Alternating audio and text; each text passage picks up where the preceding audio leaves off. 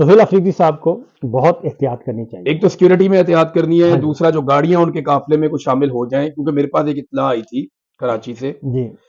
کہ non custom گاڑیاں ان کے قافلے میں شامل کی جا سکتی ہیں, اور بعد میں اس کو ایک گھڑ کے ایک رنگ دیا جا سکتا ہے, اور وہ گاڑیوں پہ عمران خان کے سٹیکرز اور یہ چیزیں لگی ہوئی ہوں گی. تو ایک تو اس سے بھی انہوں نے محتاط رہنا ہے. پھر سیکورٹی کے ایشوز بھی ہو جاتے ہیں جب اس طرح گاڑیاں قافلے کے اندر شامل ہو جائیں. تو اپنے سیکورٹی کے حوالے سے سہیل افریدی صاحب کو تھوڑا محتاط رہنا پڑے گا.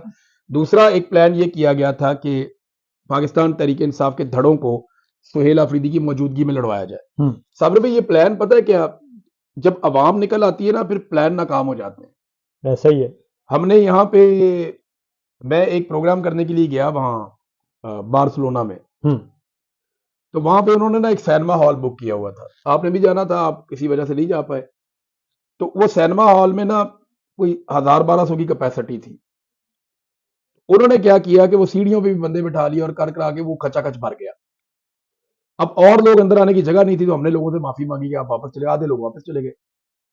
ہم وہاں پہ وہ پروگرام کر رہے تھے, تو مجھے کسی نے بتایا کہ یہاں پہ نا بندے باقاعدہ بھجوائے گئے ہیں جو وہاں کی کوئی امبیسی کے ساتھ کوئی رابطے میں تھے, اور انہیں بھجوایا گیا ہے کہ جا کے نا شرارت کرو ان کے پروگرام میں.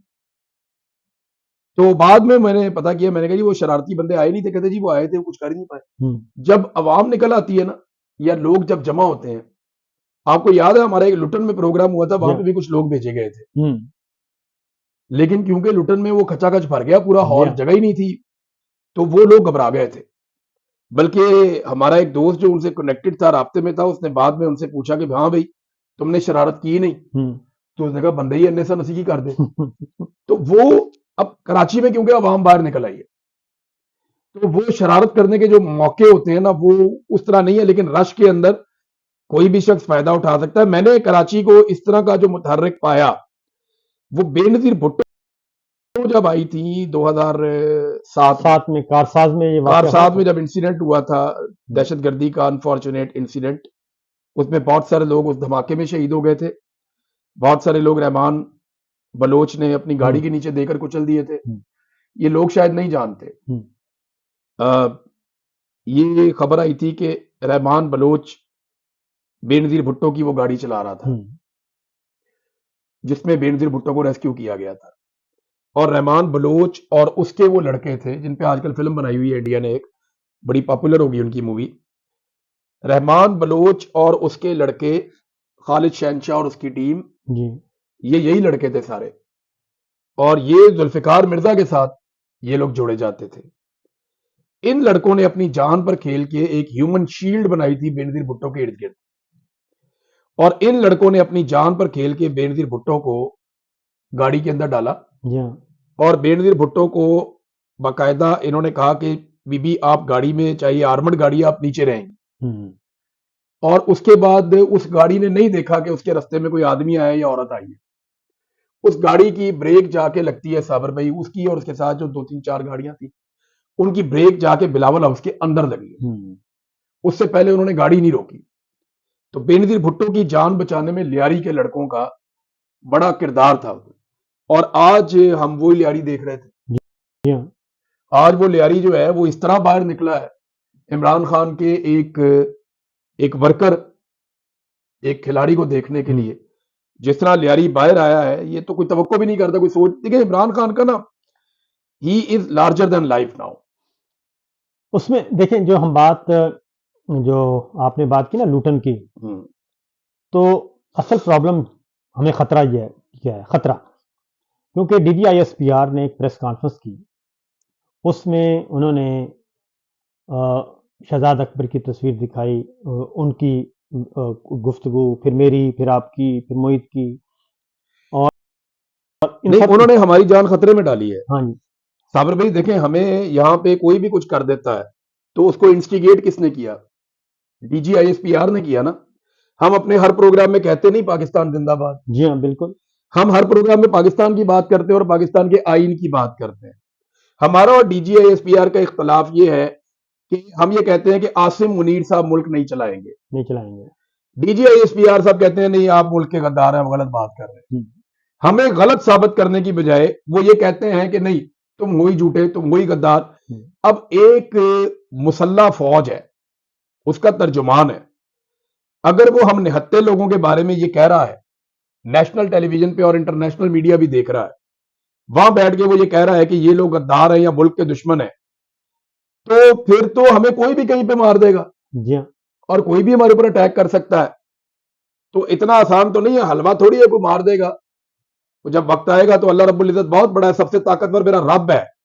کوئی اتنا طاقتور نہیں ہوتا کہ وہ رب کے کہے ہوئے کو بدل دے، اور جب رب نہ چاہے تو کوئی آپ کو مار نہیں سکتا. آپ یہ دیکھیں نا عمران بھائی کہ اس کے بعد D G S P R نے یہ بات کر دی، اور یہ اور شہزاد اکبر صاحب پہ حملے بھی ہوئے، اور یہ جان بوجھ کے کی. دیکھیں اگر ان کو ہماری شکلیں پسند نہیں تو وہ سلائڈ کیوں رکھی ہوئی تھی؟ سلائڈ رکھی اس لیے تھی، سلائڈ اس لیے رکھی تھی کہ آپ نے چلانی ہے، نفرت پھیلانی ہے، میں نے پھر یہ بات کرنی ہے، اور اس طرح ہو. اس کے فوراً بعد اگلا انسیڈنٹ شہزاد اکبر صاحب کے ساتھ ایک دفعہ نہیں، ہفتے میں 2 دفعہ ہو جاتا ہے، اور ایگزیکٹ.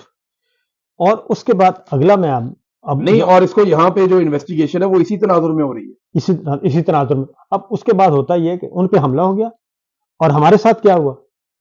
85 سال سزا سنا دی.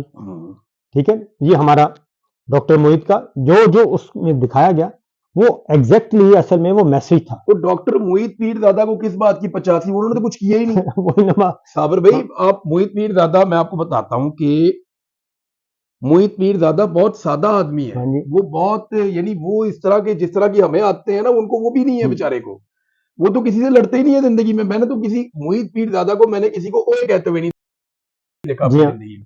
ان کو وہ بہت ہی بیچارہ نازک سے انسان ہے، ان کو پتہ نہیں کس چکر میں انہوں نے. سر اس پریس کانفرنس میں جس کا نام لیا ان سب کو ٹارگٹ کیا گیا، کسی کو مار کے اور کسی کو سزا سنا کے.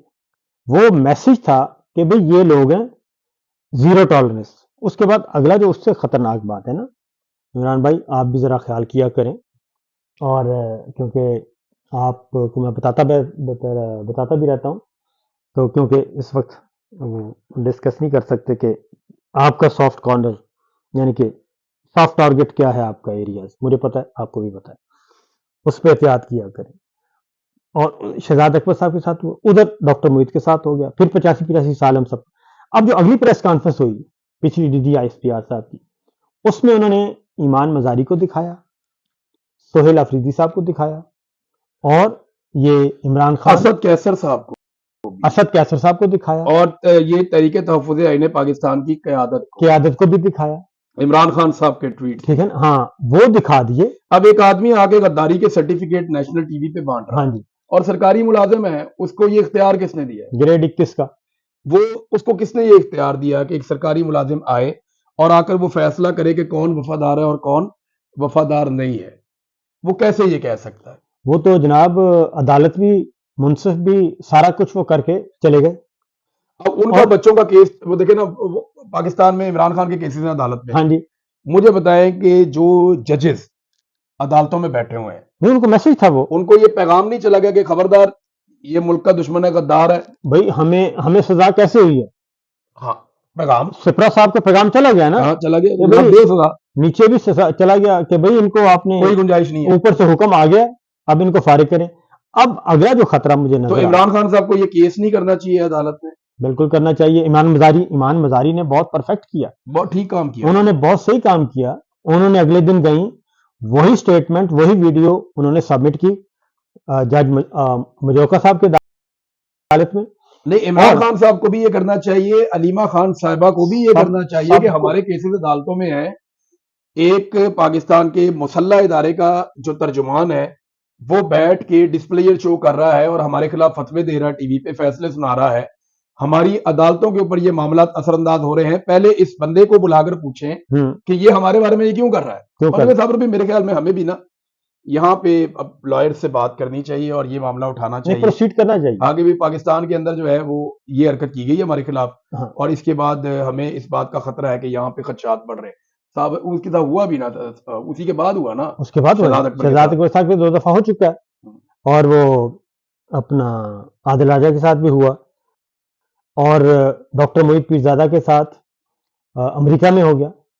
تو ایک بات تو ہے کہ اسکاٹ لینڈ یارڈ جو ہے وہ یہاں تک تو پہنچ گئے ہیں نا کہ یہ ویل پلانڈ کوآرڈینیٹڈ یہ تھا معاملہ. دیکھیں وہ ابھی یہاں پہ کیونکہ انڈر انویسٹیگیشن ہے, ہم اس کے اوپر کوئی زیادہ بات نہیں جتنی بات ان کی طرف سے اتنی بات یہ ہے کہ جناب یہ جو انہوں نے خود بتائی ہے, جو انہوں نے شہزاد اکبر صاحب نے, جی ہاں, اور جو رپورٹ بھی ہو گئی, مرتضیٰ صاحب, اور یہ بندے پکڑے جائیں گے. ہاں یہ بندے پکڑے جائیں گے. تو میں یہ سمجھتا ہوں کہ ایمان مزاری صاحبہ نے بالکل درست کیا, اور باقیوں کو بھی, سہیل آفریدی صاحب کو بھی, یہ سہیل آفریدی صاحب کو کرنا چاہیے, عمران خان صاحب کے وکلا کو کرنا چاہیے, علیمہ خانم کے وکلا کو کرنا چاہیے, علیمہ خان, اسد کیسر, جس کا نام انہوں نے اس دن دکھایا نا جی اپنی پریس کانفرنس میں, ان سب کو کورٹ آف لا میں جانا چاہیے. کیونکہ میں یہ ذاتی طور پہ سمجھتا ہوں, آپ بھی سمجھتے ہیں, کہ یہ باقاعدہ طور پہ ایک میسج تھا جو دیا گیا, اور وہ کہاں کہاں دیا گیا ہمیں تو نہیں معلوم. اس لیے ایک بات, اب ایک اور جی اگلا ہم سوچ رہے تھے, وہ بہت ذرا تھوڑا سا ہم نے ایک گفتگو کرنی ہے. آج کل وہ ہم جو بات کر رہے تھے میڈیا, ہاں میڈیا جو ہے یہ نوجوانوں کے پاس چلا گیا, اور ایک رجیم چینج کے بعد نا ہاں جی صابر بھائی سب کا بڑا نقصان ہوا ہے. میڈیا کی کریڈیبلٹی کا تو بیڑا ہی غرق ہو گیا. جی ہاں, دیکھیں نا, جو ہمارے بڑے بڑے اینکرز ٹائیاں پہن کے, سوٹ پہن کے, بڑے بڑے مہنگے سوٹ پہنتے ہیں, پتہ آپ کو, برانڈڈ, بہت مہنگے سوٹ پہنتے ہیں. میں تو یعنی میں نے نیچے پہنی ہوتی تھی جینز, اور اوپر میں کوئی بھی کوٹ پہن کے پروگرام کر لیتا تھا. پیچھے ہی بیٹھنا ہے آپ نے اس کے کاؤنٹر کے, جی ہاں, دکان کا کاؤنٹر ہوتا ہے نا, تو دکان ہی کھلتی ہے 8 بجے اور 10 بجے. جی ہاں, ہم سے زیادہ تو کوئی نہیں جانتا. ہم نے بڑا عرصہ وہاں بیٹھ کے جو ہے وہ یہ کام کر کے دیکھا ہے, اور جب آپ مرضی کے خلاف کام کریں تو آپ کو بھگتنا بھی پڑتا ہے, جی بھگتا بھی ہے کئی دفعہ. مجسٹریٹ آ جاتے ہیں, ہاں چلان کر دیتے بار ہیں. بار آتے ہیں. تو صابر بھائی یہ جو ٹائیوں کوٹوں والے جو اینکرز ہیں, جو اچھی خوشبو لگا کے, سینیٹائزر رکھ کے, ہاتھ صاف کر کے, اور بڑے پروٹوکول کے ساتھ اپنے اسٹوڈیوز میں بیٹھ کے 15 روشنیاں اور بڑے قیمتی کیمرے, پرومپٹر چل رہے ہیں, 6 کیمرے, ان کے اوپر بیٹھ کے جو لوگ پروگرامز کرتے رہے, ان کی منجی ٹھوک دی پکڑ کے آج کی نوجوان نسل نے. بالکل, لیاری کے لڑکوں نے, لیاری سے, پاٹی سے, لوہاری سے, ٹھوکر نیاز بیگ سے, سیالکوٹ کی کسی گلی سے, فیصل آباد کے آپ وہ 8 بازار میں سے کسی میں سے کوئی ایک گلی سے کوئی اٹھتا ہے, ڈونگا بونگا سے, ہاں کوئی بچہ اٹھتا ہے جناب, صبح دانت اس نے صاف نہیں کیے ہوتے, بالکل کنگھی کرنا اس کو یاد نہیں رہتی, وہ باہر نکل کے کہتا ہے کہ سارے ہی چھوڑ دیں, موبائل اٹھاتا ہے, موبائل کا کیمرہ بھی صاف نہیں کرتا, لیکن اس کا کانٹینٹ وہی ہوتا ہے جو ایک عام پاکستانی کے دل کی آواز ہے. بالکل, اس کا کانٹینٹ جو ہے نا وہ اس کی کریڈیبلٹی وہ بڑا جاندار ہوتا ہے. اب اتنے بڑے اینکر جن کے اتنے چمکدار منہ اور اتنے شاندار پیچھے تنخواہیں اور اتنا پیسہ اور ان کے صحافتی کریئر, وہ سارے واڑ کے رکھ دیا ڈیجیٹل میڈیا نے. فارغ کر دیا. ایک بچہ اٹھتا ہے اور وہ اٹھ کے اس کے اوپر انالیسس کرتا ہے, اور ایسا انالیسس کر دیتا ہے کہ لوگ اشش کر دیتے ہیں, اور اس دن کا ٹاپ کا اینکر ہوتا ہے, اس دن سب سے زیادہ ریٹنگ اسی کی ہوتی ہے. ایک بچہ اٹھتا ہے, ایک بچی اٹھتی ہے, وہ اٹھ کے 4 سوال پوچھتی ہے اور پاکستان کے پورے نظام کو لمحہ پا لیتی ہے. تو یہ پاکستان کے اندر میڈیا کے ایک پورے ڈائنامکس چینج ہو گئے, ایک بڑا پیراڈائم شفٹ ہے جو یہ سمجھ نہیں پائے ابھی تک. اور پاکستان کی اسٹیبلشمنٹ اس میں اچھا اسٹیبلشمنٹ کو یہ لگا کہ یہ جو سوشل میڈیا ہے نا اور یہ جو ڈیجیٹل میڈیا ہے یہ پیسوں سے کنٹرول کیا جا سکتا ہے. جی ہاں, دیکھیں نا, جو تنخواہ دار آدمی ہے بیچارہ, نوکر پیشہ, کاروبار, پیسہ یہی اس کا خواب ہوتا ہے, وہ پیسوں میں ہی ہر چیز کو تولتا ہے. سیاستدان جو ہے نا بڑا آدمی ہوتا ہے, اسے پتا ہوتا ہے کہ نظریہ بھی کوئی چیز ہوتی ہے, اسے پتا ہوتا ہے کہ پبلک کی حمایت بھی کوئی چیز ہوتی ہے, اور بے لوس کسی کے ساتھ جڑنا اور کسی کو ساتھ جوڑنا یہ بھی کوئی چیز ہوتی ہے. یہ سیاستدان سمجھتے ہیں, کچھ حد تک ہمارے صحافی بھی اس کو انڈرسٹینڈ کرتے ہیں, اور ججز بھی یہ سمجھتے تھے ایک دور میں کہ اصول بھی کوئی چیز ہوتا ہے. ان کے پاس نا سب سے زیادہ طاقتور چیز پیسہ ہے. مجھے نا, میں آئی ایس آئی والوں نے جب مجھے اٹھایا نا صابر بھائی, وہ مجھے کہتے تھے کہ آپ کی ڈیل کیا چل رہی ہے پی ٹی اے کے ساتھ. میں نے کیا مطلب, کہتے نہیں آپ کو کیا وہ کیا بنائیں گے آپ کو. میں نے کہا کیوں میں کیوں بنوں گا. میں نے کہا یار میں کیوں بنوں گا. میں کہا نہیں آپ کی کوئی ڈیل چل رہی ہے آپ کی. میں نے کہا کہتے یار آپ کیسے آپ نے جناب کیسے آپ عمران خان کو سنوانے کا وہ کر سکتے ہیں جبکہ ریاست اس کو نہیں سنوا رہی. میں نے کہا جی بات یہ ہے کہ جب آپ اس کو نہیں سنوائیں گے تو کوئی تو اس کو سنوائے گا. تو میں نے اس کو سنوایا اور بھی لوگوں نے سنوایا, مجھے آپ اٹھا کے یہاں لے آئے. تو وہ حیران ہوتے تھے کہ یہ کیا. میں نے کہا جی یہ بات نظریے کی ہے. اصل پرابلم پتہ کیا ہے؟ اصل پرابلم یہ ہے کہ یہ ہمارے جو پنڈی بوائز ہیں نا, پنڈی بوائز اسلام آبادی ہیں, یہ سمجھتے نہیں, یہ سمجھتے ہیں کہ پیسے سے بات شروع ہوتی ہے اور طاقت پہ ختم اور پیسے پہ ختم ہوتی ہے, اور جہاں بات نہ بنے وہاں پہ طاقت ڈال دیں بس. اس کے علاوہ ان کے دماغ میں نا کوئی اور بات ہے ہی نہیں. اس کی وجہ ہے انہوں نے ڈیل کیا ہمیشہ نواز شریف سے. جی ہاں, پیسے والا نا سارا گیم. زرداری صاحب سے کاروباری آدمی ہے, انہوں نے کاروباری سیاستدانوں سے ڈیل کیا ہے. ان کو جب جب کوئی ایسا سیاستدان ٹکرا ہے جو کاروباری نہیں ہے نا, ان کو شکست ہوئی ہے. اور یہ بگٹی سے ہار گئے, یہ بھٹو سے ہار گئے, یہ شیخ مجیب سے بھی ہار گئے, یہ فاطمہ جناح سے بھی ہار گئے, یہ لیاقت علی خان سے بھی ہار گئے, اور یہ بینظیر بھٹو سے بھی ہار گئے. یہ جیتے کس سے؟ یہ زرداری سے جیت گئے, نواز شریف سے جیت گئے, فضل الرحمان سے جیت گئے. یہ کاروباری لوگوں سے جیت جاتے ہیں ہمیشہ. اور یہی کام ان کا صحافت میں ہوا. عمران خان سے یہ ہار جائیں. اچھا صحافت میں انہوں نے یہ کیا, ڈیجیٹل میڈیا اپنا لے کے آ گئے, اپنا لے آؤ.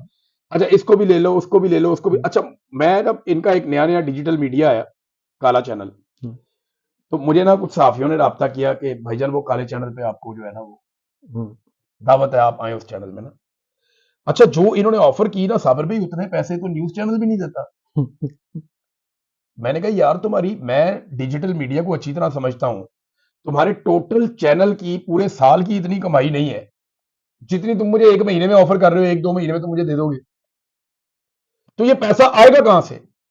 وہ پھر میرے ایک صحافی ہیں دوست, بڑے پیارے دوست ہیں, آپ کے بھی دوست ہیں, ان کو جب انہوں نے پہلا چیک دیا نا, انہوں نے واپس کر دیا.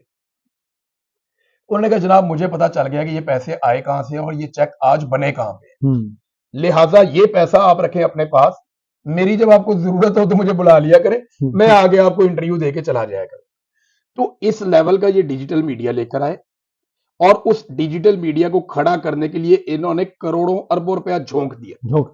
اور یہ آج تک یہ تو بہت دور. ہماری ایک خاتون ہے, وہ ڈٹ کے کھڑی ہے, اللہ تعالیٰ ان کو سلامت رکھے, سمینہ پاشا. یہ سارے رل کے سمینہ پاشا کا مقابلہ نہیں کر پائے. ہم تو بے شمار لوگ ہیں نا, ہماری تو بہت بڑی تعداد ہے, کوئی یہ ہے, کوئی وہ ہے, کوئی وہ ہے. صابر شاکر ہیں, محیط پیر زادہ ہیں, ارشد شریف کے کلپ آج تک ان کے اوپر بوجھ بنے ہوئے ہیں. ارشد بھائی کی اہلیاں ہیں, ان کے بچے بھی کبھی بات کر لیتے ہیں. بے شمار اور لوگ ہیں, وجاہت سعید خان صاحب ہیں, محیط پیر زادہ صاحب ہیں. یہ اور آوازیں پی ٹی آئی کے اندر سے اٹھ پڑی ہیں, وہ ریٹائر فوجی ہیں, وہ بھی بولتے ہیں. سب سے لڑنا تو بڑی دور کی بات ہے, پاکستان کے اندر بے شمار لوگ ہیں, ان سے لڑنا بھی بہت دور کی بات ہے. یہ سارے رل کے نا اکیلی سمینہ پاشا کا مقابلہ نہیں کر سکتے. وجہ کیا پتا ہے؟ وجہ یہ ہے کہ وہ کانٹینٹ ہے ریئلٹی بیس. بالکل وہ بات کر رہی ہیں اصول کی, قانون کی, آئین کی, اور یہ بات کر رہے ہیں طاقت کی, جبر کی, دھونس کی, دھاندلی کی, بےایمانی کی.